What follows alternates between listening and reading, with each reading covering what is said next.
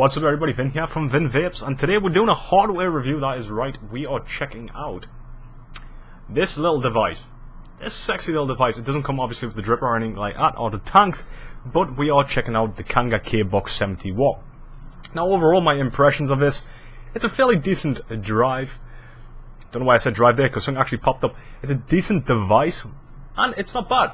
I say you can pick them up roughly around about 35 to 40 Great British pounds, depending on where you shop online. There is places that do it cheaper, but I say it's a nice little product by Kanga. And this LED screen, it's actually red on this. You'll have a look in a minute when we drop down close.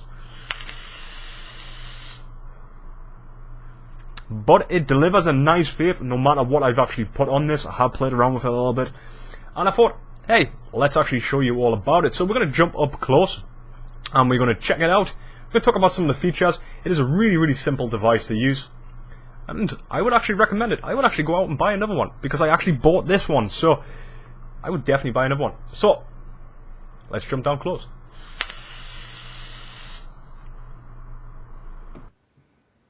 Okay, so this is the packaging which you get with the Kanga Kbox 70w. Just pretty much straightforward packaging. It's got Kangertech on the back there.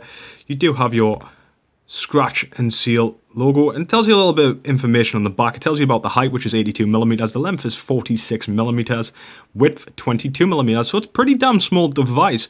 You've also got your temperature control, support 0.1 ohms above. Wattage output, it goes from 7 to 70 watts, and it has a built-in 4000 mAh battery, as we could pretty much see on there. Micro USB, as well as a spring-loaded 510, so it will use pretty much most 22mm tanks, which is pretty much the standard size these days, as well as drip. A little bit bigger, it's going to actually hang over the edge and look a little bit daft, but you can still fire the device. So inside the box itself, as you slide it out, you get a nice little leaflet book, and that basically tells you a little bit more information, as well as all the instructions. As you can see there, it tells you the basic functions, which is your output voltages. It also tells you about your micro USB. Is this going to zoom in just to show that? And there you go. It actually does nickel, titanium as well, and as well nichrome as well. So the only thing you need for this is you're going to have to get a USB wire, which supports one amp. But if you've got a pretty much box mods anyhow, you're going to have the wire lying around. Just be careful, it does actually have the built-in battery, so you don't need to faff on too much with charging batteries externally, which is not too bad. It's pretty much a portable device. So it's nothing else in relation to the box, so we're just going to move it out of the way, and we're going to have a look at the device itself. So the device itself resembles very much what you could probably describe as what the E-Leaf iStick used to be like. I think it was the 50W. But you've got this nice kind of shiny plastic black strip running through, because we do have it in the black edition, and that is based where the LED screen is going to be. You do have a little vent on there with the K logo, as we've seen on things such as the Kanga Subbox. And that is basically for battery venting, which the battery's already in there.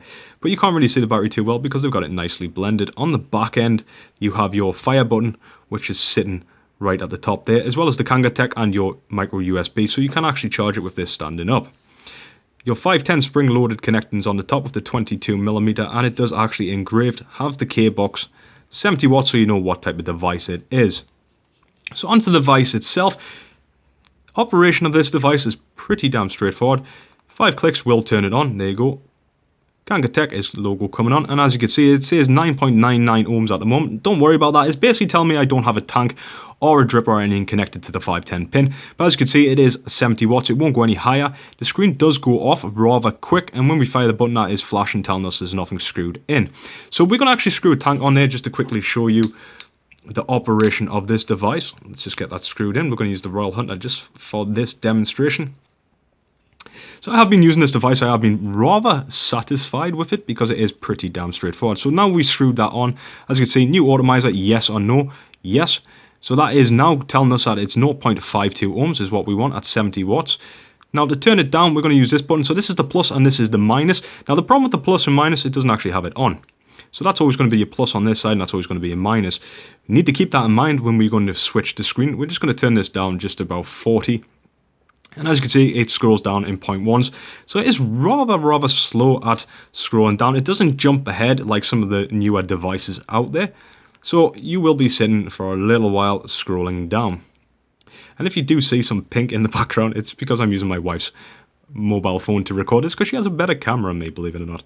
So there we go, we are at 40 watts. Let's just set it there. Now, for demonstration, we want to actually keep this at 40 watts and not do anything with the device. If we want to lock it, what we got to do is we've got to hold down the power button, as well as them two buttons at the same time. It's a little bit difficult to do this. We'll do it on this side because it's easier to see. Once you hold that down there, the screen will blink like that, and that means that it is locked, so you can't actually fire it now. Now, if you want to unlock it, you do the same again. Hold them down for 3 seconds, and that will unlock the device. Now, say you want to flip the screen around, you just hold the plus and negative down. And there you go, 3 seconds, and it flips the screen completely around. Not bad at all. So that's flipped completely around, but just keep in mind, this is not your plus now. It does not flip these buttons around. This is still very much your plus and minus. They don't actually change, so we're going to change that back around. We're going to flip it back over.